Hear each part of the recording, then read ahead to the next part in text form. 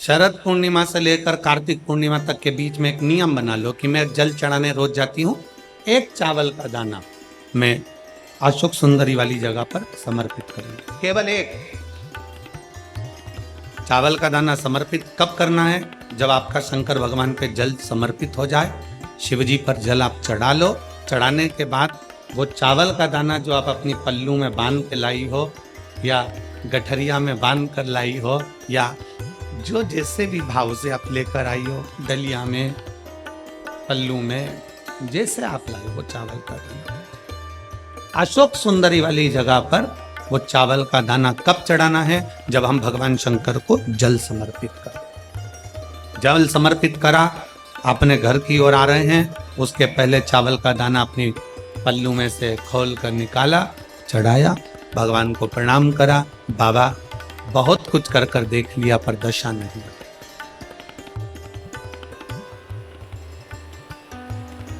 उस एक चावल के दाने को 1 महीने तक आप रोज एक चावल का दाना लेकर जाओ, रोज चढ़ाओ, अपनी कामना कर कर। बाबा मैंने दिशा बदल कर देख ली, दुकान बदल कर देख लिया, व्यापार बदल कर देख लिया, घर बदल कर देख लिया, काम बदल कर देख लिया, पर मेरी दशा नहीं बदल रही। अब ये मैंने चावल का दाना, चावल का मतलब होता है अक्षत, सबसे पहला अक्षता, सबसे पहला अक्षता स्वयं अन्नपूर्णा महारानी काशी में विराजमान होकर नंदी पर बैठ कर आए हुए देवाधिदेव महादेव की साक्षी में कहती है। स्वयं अन्नपूर्णा महारानी काशी की पवित्र भूमि पर नंदी पर बैठ कर आए हुए भगवान शंकर से कहती है, भोले बाबा,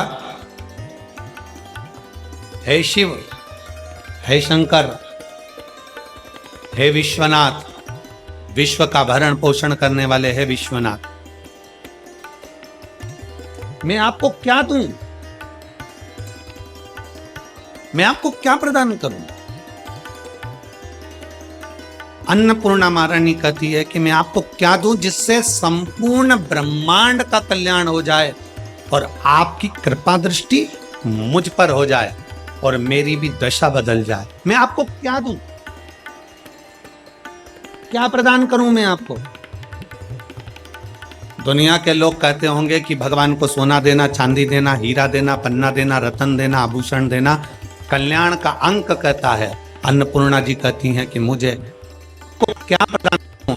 भगवान शंकर मुस्कुरा कर कहते हैं, अन्नपूर्णे, केवल एक अक्षता तुम मुझे देती है तो मैं तुझे तेरी दशा भी बदल सकता हूं और तेरी दिशा भी बदल सकता हूं और तुझे अन्नपूर्णा माता के स्वरूप में पुजवा भी सकता। एक अक्षत का दाना तिलक लगाते हैं, मेरी जीजियां तिलक लगाती हैं, तिलक लगाती हैं तो चावल लगाती हैं कि नहीं लगाती हैं?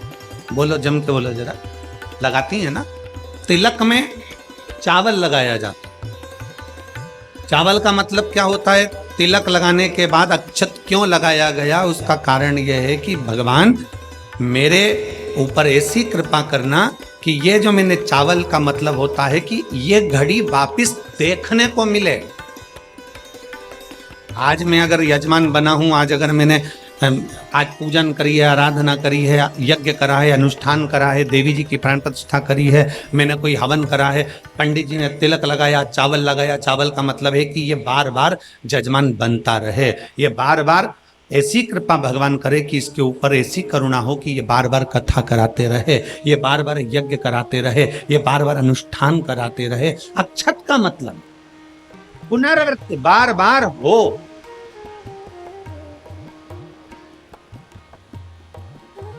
सनातन धर्म में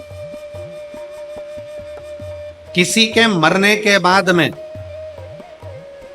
10 दिन तक मस्तक पर तिलक नहीं लगाकर चावल नहीं लगाया जाता। बोल लगाते हैं क्या? नहीं। क्यों? क्योंकि हमारा सनातन धर्म कहता है कि ये जो घटना घट गई, अब भगवान इस घटना के बाद दूसरी घटना ना घटाए, इसलिए चावल का प्रयोग ही नहीं, अक्षत का प्रयोग ही नहीं। मस्तक पर तिलक के बाद फिर चावल नहीं।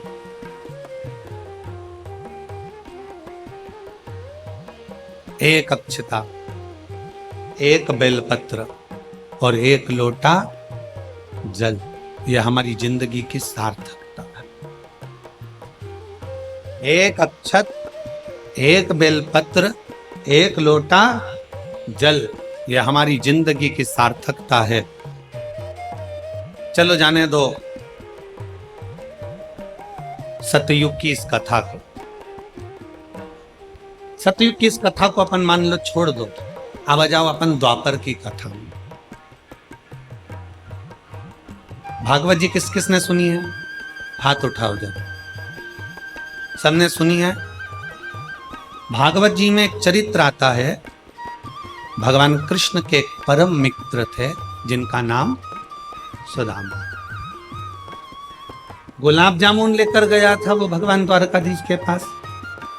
इमरती, समोसा, कचौड़ी, पूड़ी, भजिया, सब्जी, तरकारी, फूल, दुर्वा, बेलपत्र कुछ लेकर गया? नहीं गया। द्वारकाधीश के चरणों में क्या लेकर गया?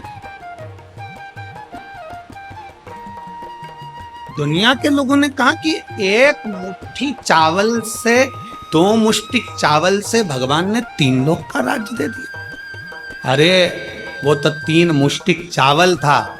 सुदामा यदि एक दाना भी चावल द्वारकाधीश के पास ले जाता तो द्वारकाधीश भंडार भर देते, तो द्वारकाधीश भंडार भर देते। वो तो चावल का एक दाना भी अगर लेकर पहुंचता तो वो भंडार, एक दाना चावल भी बहुतायत हो जाता। जब हम उसको दिल से पुकारें तो क्यों ना दे, पर एक निवेदन है चावल का दाना देने वाली मेरी जीजियों से, चावल का एक दाना समर्पित करने वाले मेरे जीजाओं से, मेरी बेटियों से, बेटाओं से, माताओं से, वो चावल का दाना नहीं है। वो एक लाइन आप लोग गुनगुनाते हो, फूल नहीं ये मेरा, जम के तो बोलो, फूल नहीं मेरा दिल है। उसी तरह भगवान शंकर से कहना ये चावल का दाना नहीं। सुदामा जी ने चावल की पोटली जब भगवान द्वारकानाथ ने ले ली, वो चावल की पोटली नहीं थी, चावल के दाने से, और चावल की पोटली को देखकर भगवान द्वारकानाथ सुदामा की दशा जान गए थे। चावल का दाना नहीं है, वो तुम्हारे घर की दशा है जिसको भोलेनाथ को बदलना।